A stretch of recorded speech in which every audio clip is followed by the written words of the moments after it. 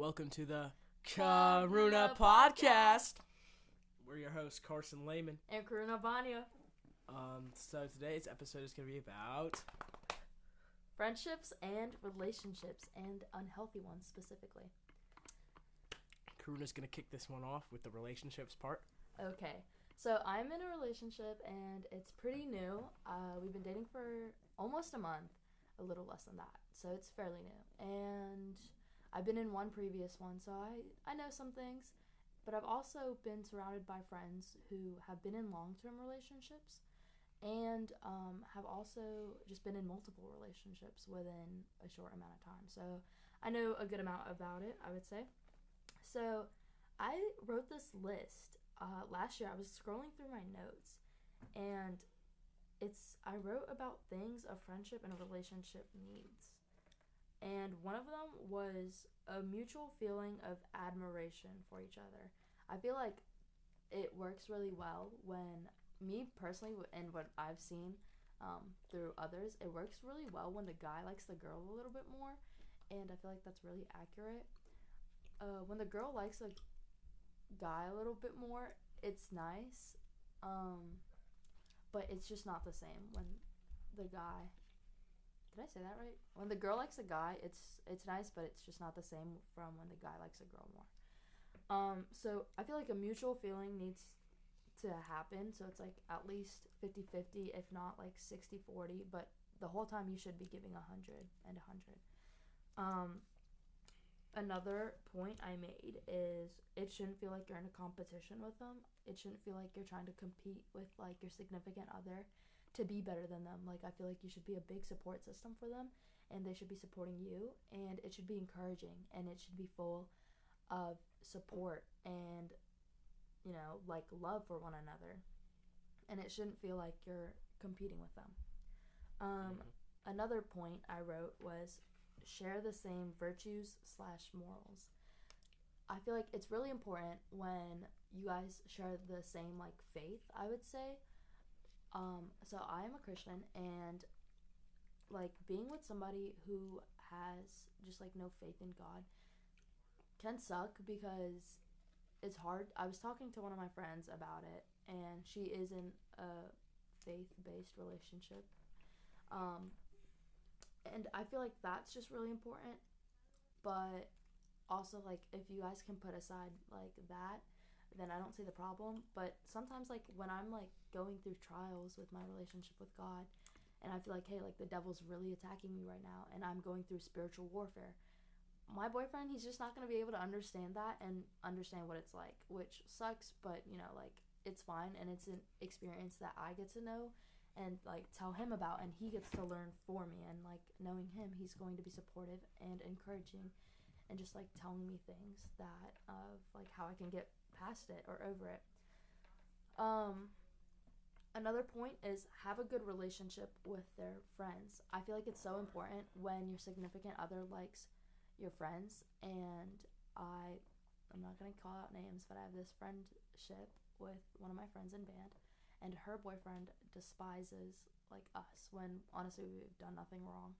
But you know, like I think it's important to like your significant other's friends, and I like being around my boyfriend's friends. I think they're really good people, and we have mutual friends, so like my friends are his friends are mine, so it's like really nice, and you get to know about more people, and you get to know like where they come from, and like their humor, and like where their slang comes from as well, I would say.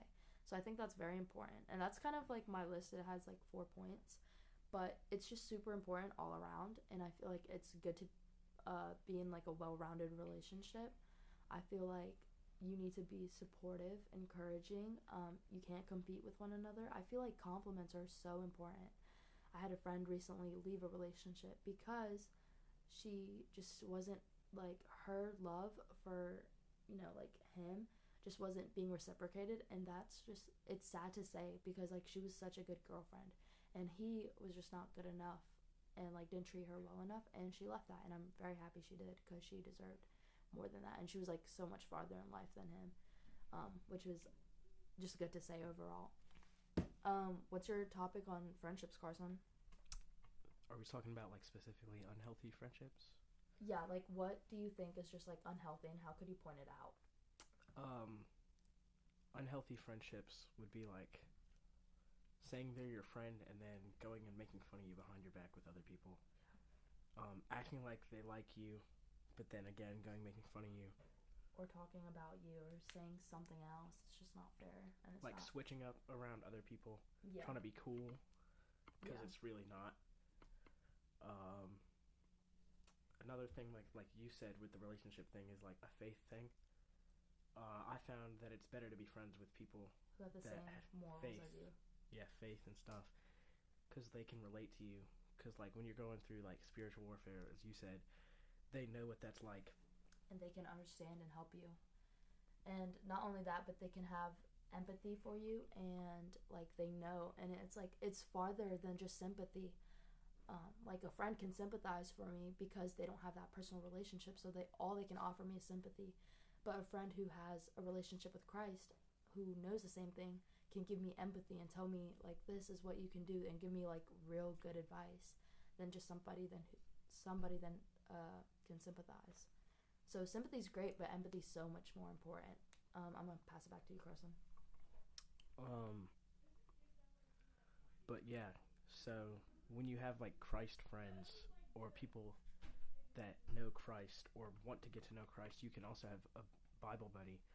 Like reading the Bible on your own, it's good, but sometimes you need someone that understands it a little more. So they like if you don't understand this one part, they can explain it to you, and then you get it more, and you grow your relationship with them and the Lord. Um, yeah, I'm gonna pass it back to you if you have anything else. Okay. I feel like another big thing is with friendships. I had to discontinue a friendship for a little bit because I had this friend who lacked a lot when it came to defending my name in front of other people. It kind of goes hand in hand with what Carson said previously. But I had a friend who just like refused to stand up for me when I would stand up for her. It was like a group of guys that would just call me out of my name and call me like things that just weren't true, and it was really rude and snarky comments. And my friend who knows my character knows that I'm not like that person, and the way that these men were describing me, or not men, these boys were describing me, because they're not men at all, but the way these boys were describing me was just untrue. And as somebody who knows my character, I feel like you should come to defend my name, and she lacked really much, or really hard in that. And it's sad and it was unfortunate, and I had to discontinue that friendship. We're friends now because she fixed her problems. But yeah, also, another point is I feel like you shouldn't be friends with somebody who's so bad at giving second chances.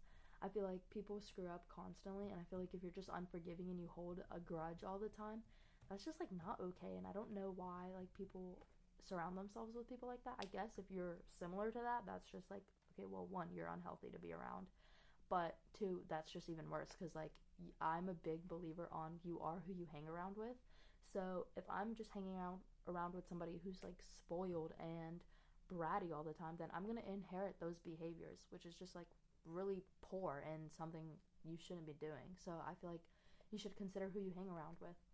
But those are really my big main topics. Carson, do you have anything else to add? What you were saying about who you hang around with is like who you become, is what my stepdad told me. Like, I know you know that I used to go to like hardcore punk shows, Yeah. and like, I'm glad I got out of there because turns out a lot of them are like Satanic and anti-religious people. I'm not sure if any of them are Satanists, but the owner of this place I played a show at is in a band called Pentecost, and their logo is PEN upside down cross cost. So I'm staying away from that. Yeah. Unless we play a show, I'm just gonna play the show. I'm not gonna like interact with any of the people that I don't need to be interacting with. But it's a strong area to be in. Like that stuff is serious. Like you don't know what's gonna happen. You could get stuck up in one of those places and not be able to get out, and you could be like trapped. Yeah. Spiritually and physically. and it can like drive you away from God. Yeah. And yeah. So don't hang around the wrong people. Yeah. Another thing for me is you should avoid people who are mentally draining. I think it's very big in relationships and in friendships. People who are so needy and they just like rely on you constantly, but they're like yes, you're a dependable person and like that's great, but if they just can't act the same towards you, like if they can rely on you but you can't rely on them, I don't think that's a good friendship, and I think that is a dead plant that you are continuing to water, and you should get away from that now or as soon as you can. Like I love my friends and I think I have a great friend group right now, and I'm so grateful for them because all of them are really dependable people, and I think I'm a really dependable person as well. So if you have somebody in your life where you just can't rely on them, you need to get away. It's the hard truth, and it's a hard pill to swallow, but it needs to happen. But yeah, those are really our big points, I would say. Would you agree, Carson? Yeah. Yeah. So I think that's pretty major for us in our views. I would say a lot of people could disagree with us, but I think most of us could agree or relate, because at least one of the things have happened to you probably in your life or probably will happen later down on the road. But that is it for part 2 of the Karuna podcast. So thank you guys for listening, and we will see you guys on episode 3 next time. Bye guys. Bye.